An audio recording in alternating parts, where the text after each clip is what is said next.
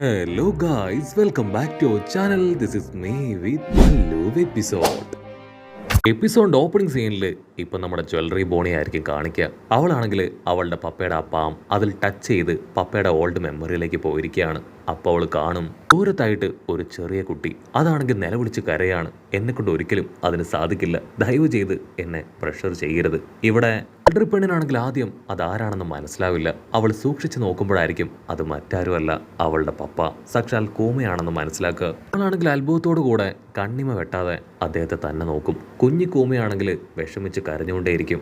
അടുത്ത നിമിഷം black monsters അവിടേക്ക് വന്ന് കൂമയെ പിടിച്ചു വലിക്കുകയാണ്. മര്യാദയ്ക്ക് ഞങ്ങൾ പറയുന്നത് കേൾക്ക്, ഞങ്ങൾ പറയുന്നതനുസരിച്ച് നീ ജീവിക്കുകയാണെങ്കിൽ നിനക്കായിരിക്കും നല്ലത്, അതല്ല എങ്കിൽ പൂർണ്ണമായിട്ടും ഞങ്ങൾ ഇല്ലാതാക്കും. കുഞ്ഞി കൂമയാണെങ്കിൽ ഒരുപാട് തവണ കരഞ്ഞും കെഞ്ചിയും അവരുമായിട്ട് പ്രതിരോധിച്ചും രക്ഷപ്പെടാൻ ശ്രമിക്കും. പക്ഷെ അവര് യാതൊരു കാരുണ്യം ഇല്ലാതെ കുഞ്ഞിക്കോമയെ പിടിച്ചു വലിച്ച് അവിടുന്ന് കൊണ്ടുപോവാണ്.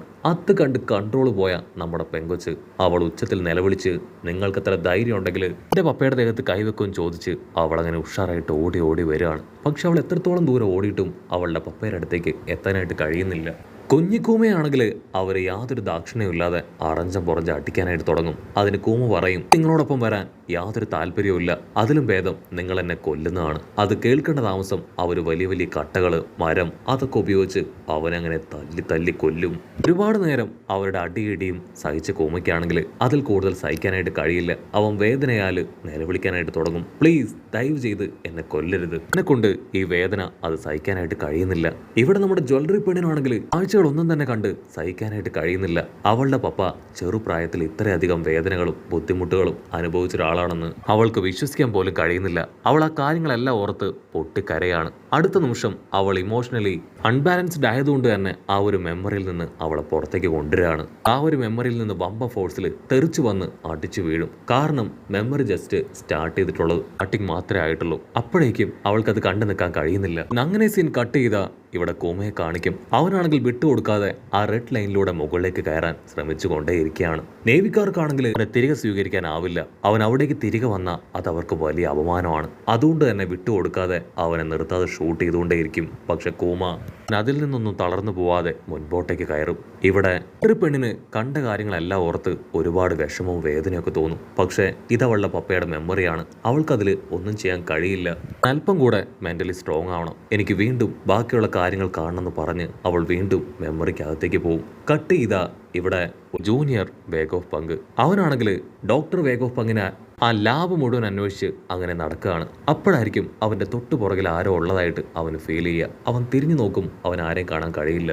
അവൻ മുൻപോട്ടേക്ക് നടക്കാൻ ശ്രമിക്കും. പക്ഷെ അപ്പോഴേക്കും ഏതോ ഒരു വലിയ പവർ വന്ന് അവനെ ആഞ്ഞടിക്കുകയാണ്. അവൻ ആ പവർ കണ്ട് ഷോക്കാവും. ലാസ്റ്റിംഗ് സൗണ്ട് കേട്ട് ഷക്കയാണെങ്കിൽ അവിടെ ചെക്ക് ചെയ്യും. പക്ഷെ അവനൊന്നും തന്നെ കാണാനായിട്ട് കഴിയില്ല. അവനാണെങ്കിൽ ഉടനെ ഇപ്പൊ ലൂഫിയെ വിളിച്ച് സിറ്റുവേഷൻ എന്താണെന്ന് ചെക്ക് ചെയ്യും. അതിനവൻ പറയും, എനിക്ക് കുഴപ്പമൊന്നുമില്ല, എന്നോടൊപ്പം സോറോയോ ഉണ്ട്, സോറോയെ ഞാൻ നോക്കുന്നുണ്ട്, അവൻ നഷ്ടപ്പെട്ടു പോയാൽ പിന്നെ കണ്ടെത്താനായിട്ട് ആരെക്കൊണ്ടും കഴിയില്ല എന്ന് പറയും. മറ്റൊരു ഭാഗത്ത് നാമിയ ടീം അവരും ടക്ക പാസ് ചെയ്യുന്ന ആ ഒരു ഇൻഫർമേഷൻ അത് ശ്രദ്ധിച്ച് പതിയെ മുന്നോട്ടേക്ക് പോവാണ്. അങ്ങനെ കമ്മ്യൂണിക്കേറ്റ് ചെയ്യുന്ന സമയം ആ കമ്മ്യൂണിക്കേഷൻ സിസ്റ്റം അതങ്ങനെ സ്റ്റോപ്പ് ആവുകയാണ്. ഷക്കയാണെങ്കിൽ വലിയ പൊട്ടിത്തെറി ഉണ്ടായ ആ ഭാഗത്തേക്ക് സ്നെയിൽ ഉപയോഗിച്ച് ചെക്ക് ചെയ്യും. അപ്പം അവൻ കാണും ഒരുപാട് പോക്കടയിൽ വലിയൊരു ജയന്റ് രൂപം, ഒരു മോൺസ്റ്റർ രൂപമാണെങ്കിൽ വമ്പ സ്പീഡിൽ ആ സ്നെയിലിന്റെ അടുത്തേക്ക് വന്ന് അതിനെ ആഞ്ഞടിച്ച് തകർത്ത് കളയാണ്. ഷക്കയാണെങ്കിൽ വീണ്ടും വീണ്ടും അവിടെ എന്താ നടക്കണമെന്ന് ചെക്ക് ചെയ്യാനായിട്ട് ആരംഭിക്കും. പക്ഷേ ആ ഒരു സ്നെയിൽ അത് തകർത്തതുകൊണ്ട് തന്നെ അവനെ കൊണ്ട് കൂടുതൽ ഫുട്ടേജ് എടുക്കാനായിട്ട് കഴിയില്ല. ഇവിടെ ആ നേവിക്കാരാണെങ്കിൽ നല്ല ഉറക്കത്തിലാണ്. മറ്റൊരു ഭാഗത്ത് ലൂഫി അവനാണെങ്കിൽ നമ്മുടെ ആൾക്കാരെ എല്ലാവരെയും കോണ്ടാക്ട് ചെയ്ത് നോക്കും. പക്ഷെ ആ സ്നെയില് അതിന്റെ കണക്ടിവിറ്റി അത് പ്രോപ്പറായിട്ട് ആരെയും തന്നെ കോണ്ടാക്ട് ചെയ്യാൻ ലൂഫിയെ കൊണ്ട് കഴിയില്ല. സോറോ ആണെങ്കിൽ എന്തു പറ്റി, കോണ്ടാക്ട് ചെയ്യാനായിട്ട് നിനക്ക് കഴിയുന്നില്ലേ? അതിന് ലൂഫി ആണെങ്കിൽ അല്പം ടെൻഷൻ അടിച്ച് അവനോട് പറയും, ഞാൻ ഒരുപാട് സമയം ശ്രമിക്കുന്നു, എനിക്ക് അവരെ കോണ്ടാക്ട് ചെയ്യാൻ കഴിയുന്നില്ല. ഇനി ഈ സ്നെയിലിന് എന്തെങ്കിലും കുഴപ്പമുണ്ടാവോ?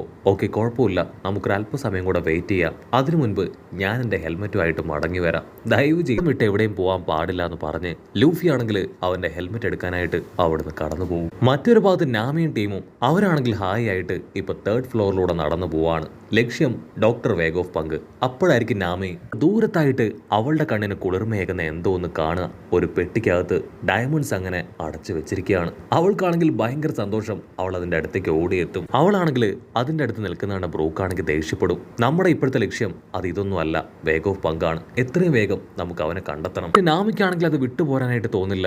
അവൾ ജൂനിയർ വേഗ് ഓഫ് പങ്കിനോട് നമ്മൾ എന്തായാലും ഈ ഒരു ഐലാൻഡ് ഉപേക്ഷിച്ച് പോവാണ്, സോ ഇതിലൊരു അല്പം എടുത്തോട്ടെ. അതിനവൻ ഓക്കെ പറയും. അവൾ ആർത്തിയിൽ അവളെ കൊണ്ട് പറ്റുന്ന അത്രയും അവളുടെ ബാഗിൽ കുത്തി നിറയ്ക്കും. ആണെങ്കിൽ അത് ക്യാരി ചെയ്യാൻ ബുദ്ധിമുട്ടുള്ളത് കൊണ്ട് തന്നെ അത് അവൾ അവിടെ വെക്കും. നമുക്ക് തിരികെ വരുമ്പോൾ ഇത് എടുത്തിട്ട് പോകണം. സോ തീർച്ചയായിട്ടും തിരികെ വരുമ്പോൾ നീ എന്നെ ഇതേ വഴിയിലൂടെ തന്നെ കൊണ്ടുവരണം. അത് കേട്ട് അവൻ പറയും ഇവിടെ മാൻമെയ്ഡ് ആയിട്ടുള്ള മറ്റു ഡയമണ്ട്സ് ഉണ്ട്. അത് കേട്ട് അവൾ ഡബിൾ ഹാപ്പി ആവും. കട്ട് ചെയ്ത മറ്റൊരു ഭാഗത്ത് റോബിൻ ആൻഡ് ടീം അവരാണെങ്കിൽ വേറൊരു വഴിയിലൂടെ ഡോക്ടറിനെ അന്വേഷിച്ച് അങ്ങനെ കയറി ഇറങ്ങി നടക്കുകയാണ്. ഒപ്പറാണെങ്കിൽ അത്ഭുതത്തോടു കൂടെ അറ്റ്ലസിനെ തന്നെ നോക്കും. ഇത്രയും വേഗം നീ എങ്ങനെ ബാക്ക് ടു നോർമലായി? ആരാണ് നിനക്ക് ഈ ഫേസ് മാസ്ക് ചെയ്തു തന്നത്? അതിനവൾ പറയും ഇത് ഫേസ് മാസ്ക് അല്ല, ഇതിലുള്ള ടെക്നോളജിയുടെ അഡ്വാൻസ്ഡ് പവറാണ്. ഫ്യൂച്ചറിൽ നമുക്ക് തന്നെ അത് സ്വന്തമായിട്ട് ഹാൻഡിൽ ചെയ്യാൻ പറ്റുമെന്ന് പറയും.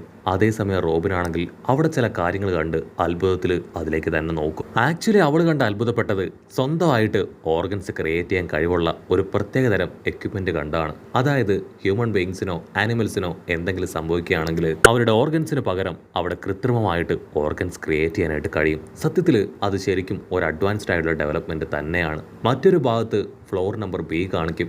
അവിടെ ജിംബയാൻ ടീം ഡോക്ടർ വേഗ് ഓഫ് പങ്കിനെ തന്നെ അന്വേഷിച്ച് നടക്കുകയാണ്. സാഞ്ചിക്കാണെങ്കിൽ ആ പെണ്ണിനെ കണ്ട് ഭയങ്കര സന്തോഷം. അവൻ അവളോട് ചോദിക്കും നിനക്ക് ഇഷ്ടമാണെങ്കിൽ നിന്റെ പെറ്റ് ഡോഗായി എന്നോടൊപ്പം എപ്പോഴും ഞാൻ ഉണ്ടായിക്കോട്ടെ. അതിനവളാണെങ്കിൽ മണ്ണയായിട്ട് ചിരിച്ച് അവനോട് പറയും എനിക്ക് നിന്നെ ഇഷ്ടമാണ്, നീ ഭയങ്കര ക്യൂട്ടാണ്. പക്ഷെ ഇപ്പോഴത്തെ നമ്മുടെ ലക്ഷ്യം അത് ഡോക്ടർ വേഗ് ഓഫ് പങ്കാണ്. ആളെ മാത്രം അന്വേഷിക്കാൻ പറഞ്ഞ് അവൾ അങ്ങനെ നടന്നു പോകും. Okay madam. ആഞ്ചിയാണെങ്കിൽ റോക്കറ്റ് വിട്ട സന്തോഷത്തിൽ ഓക്കെ മാഡം, ഞാൻ നിങ്ങളുടെ ഇൻസ്ട്രക്ഷൻ അനുസരിച്ച് ഡോക്ടർ വേഗ് ഓഫ് അങ്ങനെ കണ്ടെത്തുന്നു പറഞ്ഞ് ഓടി നടക്കുകയാണ്. അവരിപ്പോൾ നടന്നു പോകുന്നത് വെപ്പൻസ് എല്ലാം ക്രിയേറ്റ് ആക്കുന്ന ആ ഒരു ഫ്ലോറിലൂടെയാണ്. സോ വളരെയധികം കെയർഫുൾ ആയിട്ട് വേണം നമ്മൾ ഇതുവഴി കടന്നു പോകാനെന്ന് ആ പെണ്ണ് പറയും. മറ്റൊരു ഭാഗത്ത് ടെറർ കണ്ണുകളോടെ വേറൊരു പെണ്ണ് അവളാണെങ്കിൽ അവിടെയുള്ള ഒരുപാട് സാധനങ്ങൾ പൊട്ടിത്തെറിപ്പിക്കുകയാണ്. ഷക്കയാണെങ്കിൽ വീണ്ടും വീണ്ടും കണക്ടിവിറ്റി അത് റെഡിയാക്കാൻ ശ്രമിക്കും.